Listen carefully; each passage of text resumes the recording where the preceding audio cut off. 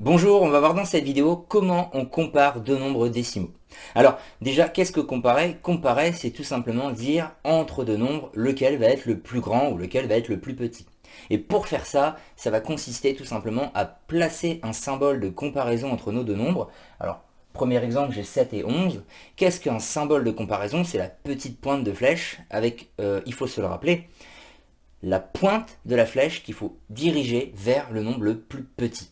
Alors comme moyen justement pour retenir ça, j'utilise le fait que pointe est un mot qui commence par un P et petit est aussi un mot qui commence par un P, P avec P, la pointe vers le petit. Voilà un moyen de retenir, oui il y en a plein d'autres. Alors ici du coup 7 et 11, évidemment le plus grand c'est 11, la pointe va être dirigée vers le plus petit, vers le 7. C'est quand même la première chose à savoir faire, savoir comparer et placer le bon symbole. Du coup, comme phrase, je peux dire que 7 est plus petit que 11.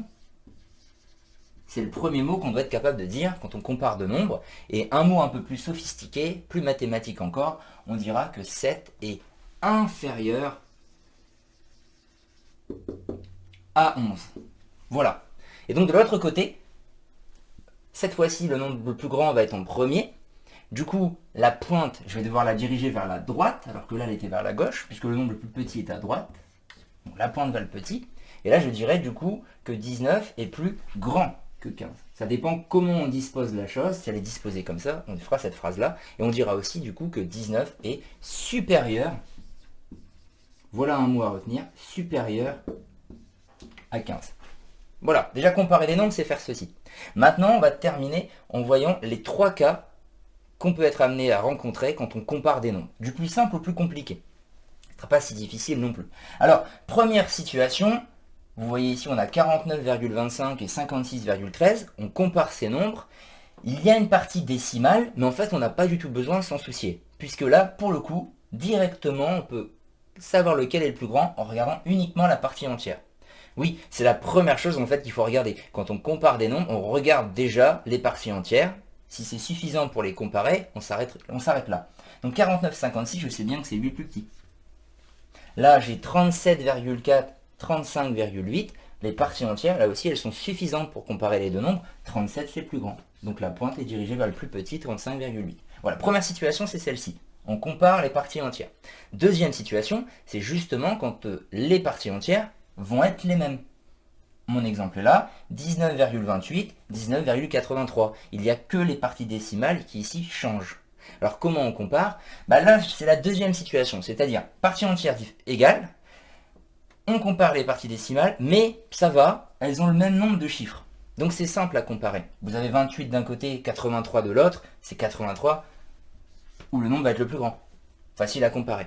Et donc dernière situation, la continuité de celle-là, les parties entières sont identiques, je vais regarder les parties décimales, mais problème, je n'ai pas le même nombre de chiffres, donc je ne peux pas faire une comparaison immédiate. Et alors, erreur à surtout pas commettre, c'est d'imaginer que c'est juste 5 ici, et c'est juste 32 là. Pas du tout, il y a toute une histoire de position dans l'écriture des nombres qui font que ça ne marche pas comme ça. Alors pour vous le prouver tout de suite, on va utiliser la même astuce que l'on rencontre lorsqu'on a des axes décimaux, avec les graduations découpées en 10, et pour des fois réussir à trouver des nombres, compléter les graduations, on va être amené à rajouter des zéros sur nos nombres qui ont déjà des virgules. Pour y voir plus clair, et c'est ce qu'on fait ici. On va pouvoir rajouter des zéros qu'on dit inutiles, mais ici vont être très utiles.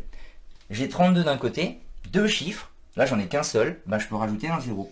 Il est utile celui-là, il me permet d'y voir plus clair. En fait, c'est pas 6,5, c'est 6,50 et 6,32. Et là je sais que le plus grand c'est lui. Deuxième exemple, ce sera suffisant. Même principe, partie entière identique, je dois regarder les parties décimales.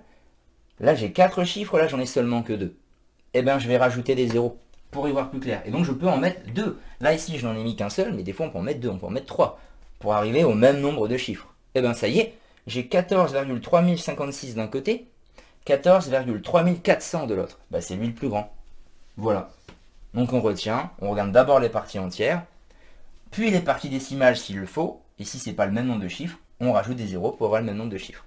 Je termine quand même, il y avait une autre manière un petit peu de voir les choses sans forcément passer par le fait d'ajouter des zéros. En fait, comment on compare véritablement? On compare position après position, rang après rang.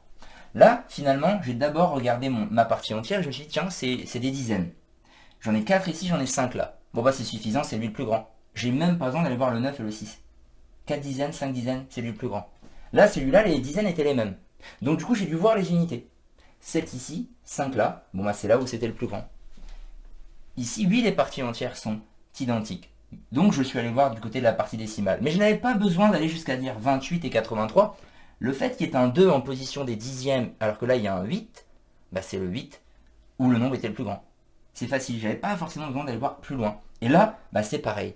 J'ai 6 et 6 en partie entière, mais sur le chiffre des dixièmes, qui est beaucoup plus important que le chiffre des centièmes, bah là j'en ai 5 des dixièmes déjà, alors que là j'en ai que 3. Je savais que c'est lui qui était le plus grand, j'avais pas forcément besoin de mettre un 0, et c'est le même principe là, c'est tout le temps la même chose. Partie entière identique, les dixièmes étaient aussi identiques, mais si je vais un cran plus loin jusqu'au centième, là j'avais un 0, alors que là j'avais un 4, forcément c'était lui le plus grand. Et le fait de rajouter des zéros, bah, ça termine de nous convaincre.